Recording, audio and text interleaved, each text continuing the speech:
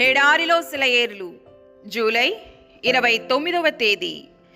నీవు హిమము యొక్క నిధులలోనికి చొచ్చితివా?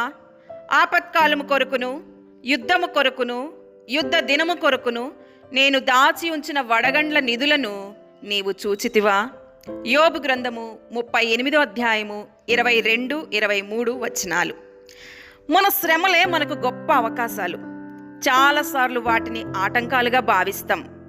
ఇకపై మనకొచ్చే ఇబ్బందులన్నీ దేవుడు తన ప్రేమను మన పట్ల కనపరచడానికి ఎన్నుకున్న మార్గాలని గుర్తించి ఆయన సన్నిధిని ఆ కష్టకాలంలో మనం వెతికినట్లయితే మన జీవితం అంతా విశ్రాంతి, ప్రోత్సాహం, వివరించలేనంత శక్తితో నిండి ఉంటుంది. అప్పుడు ప్రతి కారుమేఘము ఇంద్రధనస్సు అయిపోతుంది. ప్రతి పర్వతము మన స్వర్గారోహణకి దారినిస్తుంది. మనం ఒకసారి వెనక్కి తిరిగి మన జీవితాలను పునరావలోకనం చేసుకుంటే మనలో చాలా మందికి ఒక విషయం స్పష్టమవుతుంది.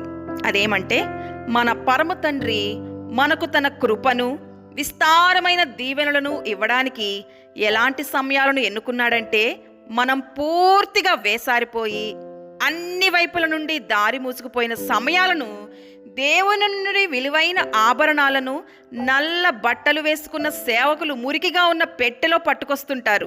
అయితే ఆ పెట్టెలో రారాజు భవంతిలో నుండి బయలుదేరబోతున్న పెండ్లి కొడుకు పంపిన సిరులన్నీ ఉంటాయి. చీకటిలో ఆయనపై నమ్మకం ఉంచండి. మనకు అర్థం కాని సంభవాల మధ్య నిశ్చలమైన విశ్వాసంతో ఆయన్ను ఘనపరచండి. పక్షిరాజు కొత్త తేజస్సును, శక్తిని పొందినట్టు ఇలాంటి విశ్వాసానికి ప్రతిఫలంగా క్రొత్త యవ్వనం, ఉత్సాహం మనకు దొరుకుతాయి. దేవుడు చూసినట్టు రేపులోకి మనం కూడా తొంగి చూడగలిగితే ఇప్పటి దుఃఖం మనల్ని ఏం చేయదు. ఆనందాలు ఎదురు చూస్తున్నాయి, దుఃఖాలు తెరమరుగవుతాయి.